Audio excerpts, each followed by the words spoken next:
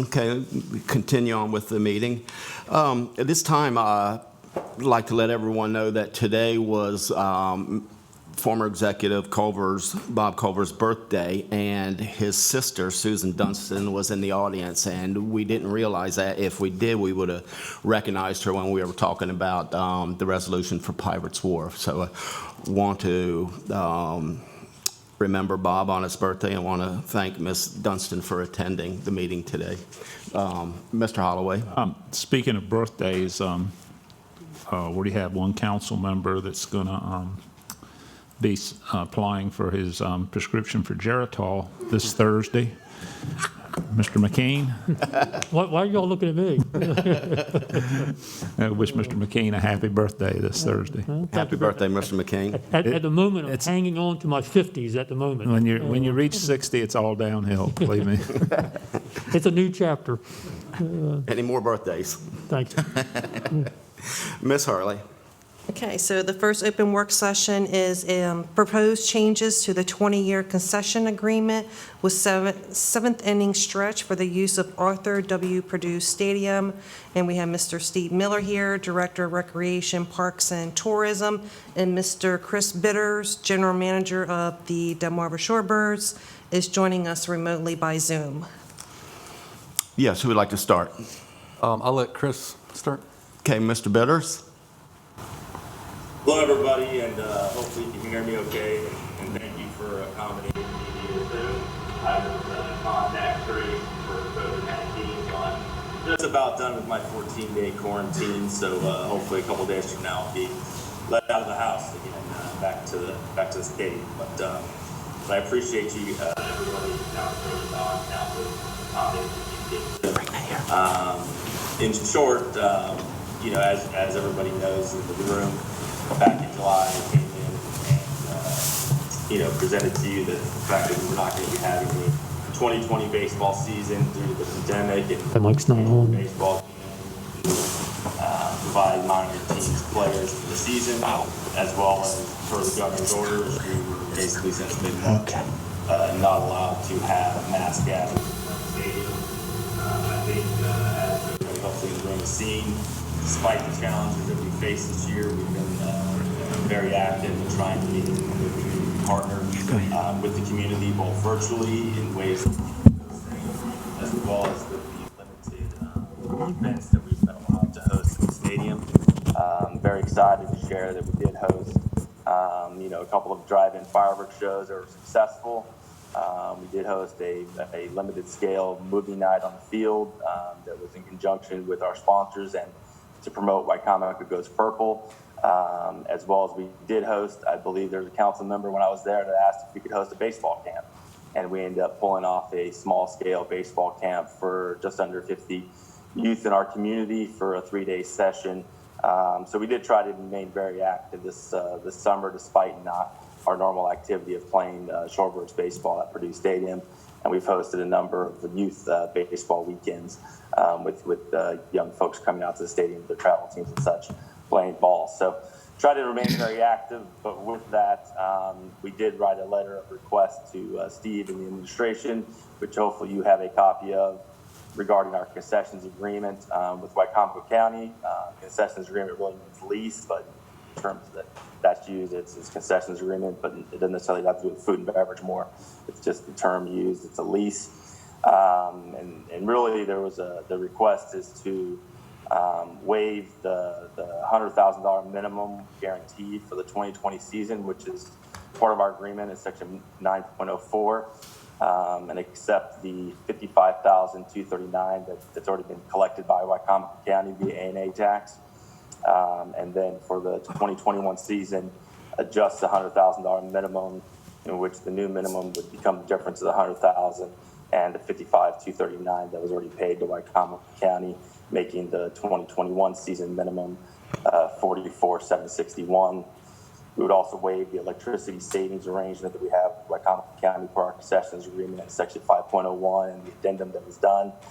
And then what we'd like to request is to add another year to our concessions agreement and extending that agreement to instead of expiring in 2037, expiring in 2038, which would essentially capsulize the agreement in full, and we would have a full similar amount of run in our agreement with Wicomico County as originally proposed, minus this no baseball in 2020. So that's the request, I guess. I think you may have that in a letter that I sent to Steve and the administration, and I'm glad to answer any questions on that request. Yes, Mr. Biddard, we do have that letter, and I hope you're getting healthier. Do we have any comments or questions for Mr. Bidders? Mr. Cannon. Chris, how are you? Hope you're doing well. And I really appreciate everything you're doing with the Shorebridge Stadium. You do a great job, and your staff does a great job for Wicomico County, and we appreciate that. Go to the podium. Chris, what are other minor league teams doing? Because I'm sure we're not the only ones faced with this. What are the other teams doing? Do they have similar, are they requesting similar arrangements with government entities? I guess not only nationwide, but maybe more especially in Maryland. Yeah, I think industry-wide, once it became reality that we basically had no business for the season, most minor league teams, I would say, are, depending upon their lease agreement with their municipality, making some sort of request that's similar to this. Everybody's agreements are a little unique and different, so they're not one blanket amongst all 160 minor league clubs, but this is a pretty common request throughout our industry at this point in time. Just the reality that, we didn't have any business opportunity in 2020, and our goal is to make this request and still make the agreement whole, essentially, over the period of time. Just a, It's a good question. Mr. McCain. yeah, or this is more of a comment, but thanks for being with us today, Chris. And obviously, no baseball season for you guys. That makes it tough economics. And I think the request that you're making is very fair. It's temporary in nature, and also given the fact that, you all offered to extend the agreement out another year to essentially, lack of a better term, make up for it. So I just think it's, a very fair request, and, hopefully next year you can have a little more normalcy to your season. Yeah, thank you very much. Yeah, we're really hoping next year is a little more normal. There may be restrictions still when we start the season with the pandemic, but obviously we're planning for all various scenarios at this point for 2021, and I appreciate the feedback and comments, Mr. McCain. Mr. Cannon. Yes, Chris, I have a couple other questions. One is on the electricity savings arrangement. I'm not quite sure exactly how much we're talking about as far as the costs there, and the part of that question is also, because I'm not familiar with it, when you're asking for the cost savings in the range of October 19th through September 2020, but the COVID, well, I guess that doesn't really matter because your season was totally compromised. Do you know what the electricity savings arrangement, what those costs are? I'm sorry, Mr. Cannon. Can you repeat that a little bit? So the question I think was regarding the electricity savings arrangement. The electricity savings arrangement actually is a benefit to the shorebirds. The addendum in the arrangement is that we have a credit against the $100,000 based on the county's electricity rate versus the shorebirds rate.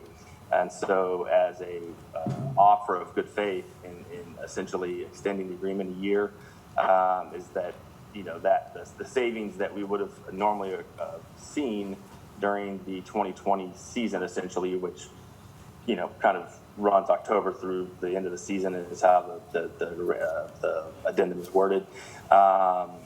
We're forgoing that savings that we would normally see for this year as a offer of good faith, I guess you would say, and with regards to extending the agreement and essentially,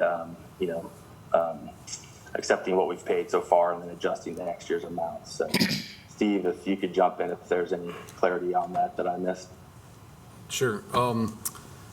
So as Chris mentioned, part of the agreement, which was amended after the original agreement, is that the shorebirds have a higher rate of electricity. So the difference that the county would pay versus what they pay, we deduct from their annual payment.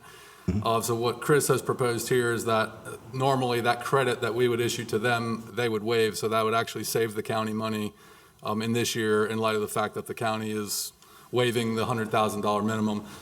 Typically, that ranges between $6,000 and $10,000 on average. It depends on the usage, but in that range. So that would actually be a savings for the county for this year. Thanks, Steve. The only other question I had with when you're referring to, the entailing the identical, the costs to 2037, does that mean you're simply going to add another year to the contract and put that 100 there, or are you going to will 2037 be a $200,000 allotment instead? No, so what he's proposed is to actually just add a year to the end. So that would, instead of 2037, it'd be 2038, and that would be 100, but it'd just be an extra year. But I think from the accounting end, if that's what you're asking, it would count in the future, not, if I understood your question. Okay, yeah. I mean, I asked the questions just out of curiosity, but I'm completely in favor of doing what we can to help these guys. I think they had 0 season, and for what they contribute to this community, I think it's a small price to ask. Thank you, Mr. Cannon. You have any more questions or comments? Question. Mr. Davis? The waiving of the concession agreement isn't with Arthur W. Purdue Stadium, is it, or is it with 7th and Stretch, which runs the concessions? 7th inning stretch. It's our agreement is with the team for use of the stadium, which is owned by the county. So Who owns 7th and Stretch? So Chris, you can. That's their organization that owns the team. But Chris, if you want to. It was a little bit hard to hear the question, but I think the question was regarding the concessions agreement. Again, it's kind of a weird language that's unique to this agreement. The term concessions in this use is really in lieu of the term lease. So when you think of the word concessions agreement, anywhere else besides this agreement, any other entity would call this a lease agreement. But it's the way this agreement is termed. It has nothing to do with the food and beverage operation, and so the extension would be with us, 7th Inning Stretch LP, which owns the Shorebirds and who has the agreement with Wicomico County. But the term concessions isn't regarding food and beverage. It's just a different way of saying lease in a agreement that's done between a government entity and a private entity. I had to look that one up online 15 years ago. Does that answer your question, Mr. Davis? So it's the contract for the lease of the whole stadium. It's not just concessions, it's the whole stadium. He shook his head, yes. Yeah. The only question I had was Yes, Mr. Cannon. was whether or not we had sought out any CARES funding, whether we'd had any luck with that. So Chris is in the process of working with our county officials that administer that program and pursuing what options there are. That was a good question. What happens if there is funding allotted? To the team? Yeah, how does that affect this contract?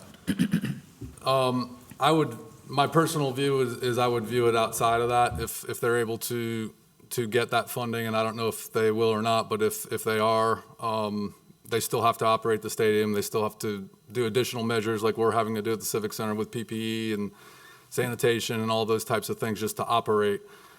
This is related to ticket sales, admissions, and amusement tax, which they didn't have games, so they couldn't sell tickets. Mm-hmm. I would view that as separate, in my opinion. Okay. Any more questions? Comments? Okay. Where do we go from here, Ms. Hurley? Mr. President, I believe since we're looking at this as a lease agreement, that this would require a public hearing. Mr. Okay. Taylor, you can correct me if I'm wrong. I think I agree with that. So you want to set up for a public hearing then? lease agreements, when you make amendments to them or you approve them, that requires 3 weeks' worth of advertising. Okay. So the earliest we could have the public hearing would be for the November 17th meeting. And Okay. that would be at 10 a.m. Everybody good with that? Doesn't require any amendments to the budget or anything like that, does it? Okay. And if I might add one other note, so Chris and I have worked together for years on this agreement. There's an exhibit in the agreement, Exhibit C, which details a depreciation schedule, and that's building systems, and it details when it becomes the county's responsibility versus the team's. Chris and I look at that every year to make sure that's updated. And if we were going to amend the agreement while we're doing it, we thought we could update some of those exhibits. So we would work on that, I guess, and just submit that to you, Ms. Hurley. That's fine. Great. Thank you. Okay. So what was the date for the public hearing, Ms. Hurley? That would be November the 17th. November 17th. Okay. Anything else? All right. Thank you, Mr. Bitters. I hope everything is well on your end. Keep in touch. Thank you all. I appreciate the time, and I'm healthy. I'm good. It's just, the civic duty of contact tracing and quarantine. So, but I appreciate everybody's willingness to have me in today on Zoom. Okay, thank you very much. Ms. Hurley? So the next work session is the East Side Youth Sports Complex lease agreement, and Mr. Miller is here for that discussion as well. Okay, he's trying to get his mic set up.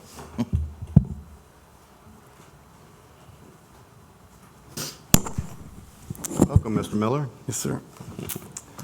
So, yes, we're here to talk about the agreement that the county has with the East Side Youth Sports Complex. That's the Little League complex that is in Willards.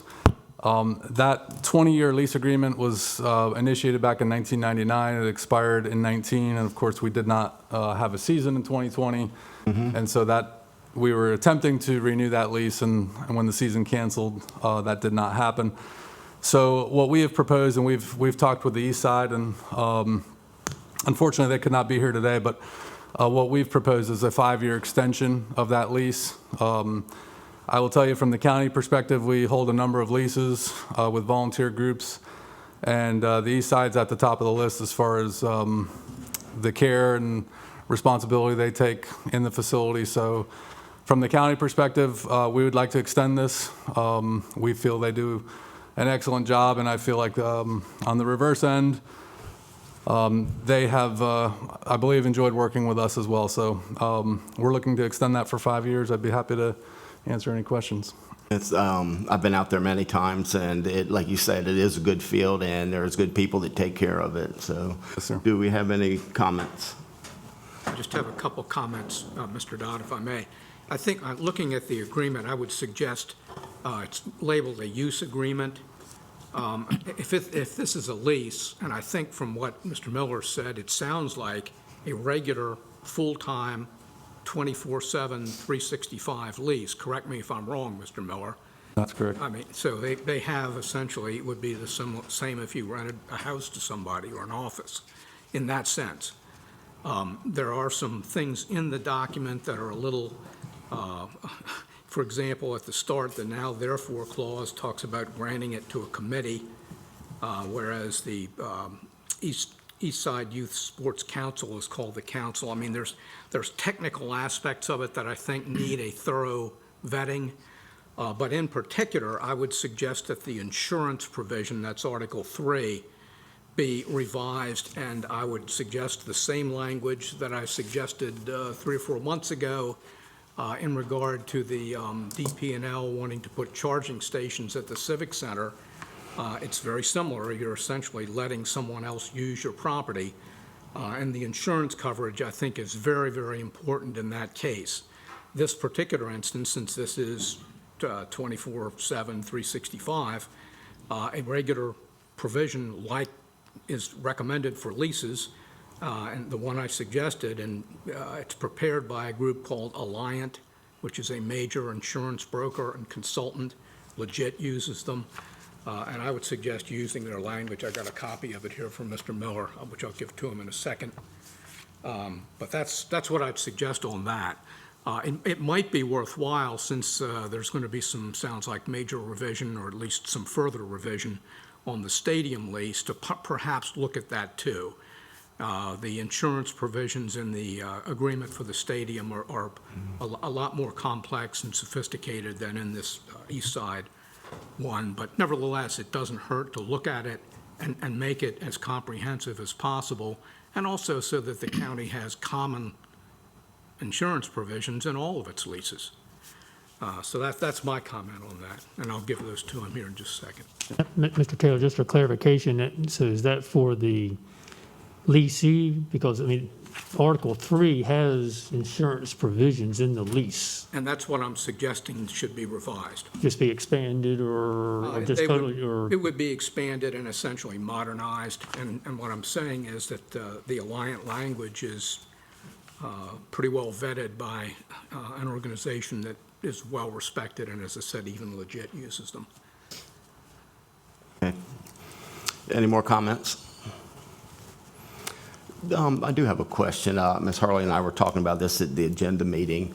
I was on the board of another Little League, and I went to talk to Mr. Mackey's about it, and come to find out the lease hadn't been updated in 20 years.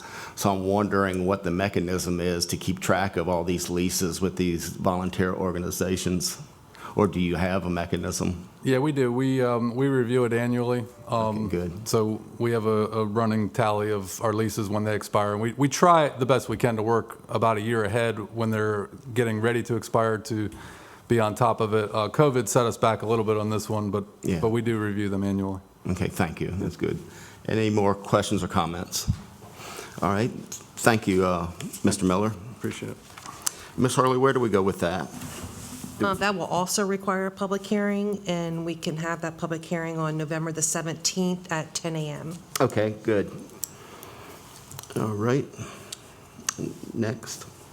The next work session is the GOB Roof Replacement Capital Project Funding, and we have Pam Olin here, Director of Finance, and Pete Matthews, the General Services Supervisor.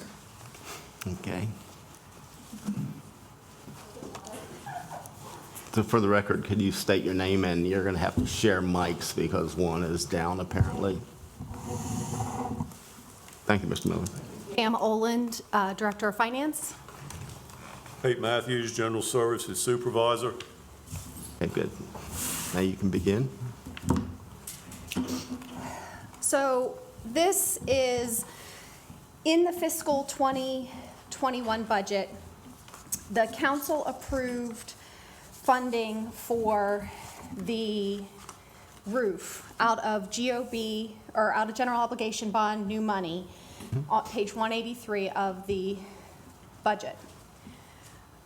In making the decision as to what was going to be bonded this year, the decision was this was not the best use of bond proceeds, and that we would look at reallocating some PAYGO money that had been allocated to other projects.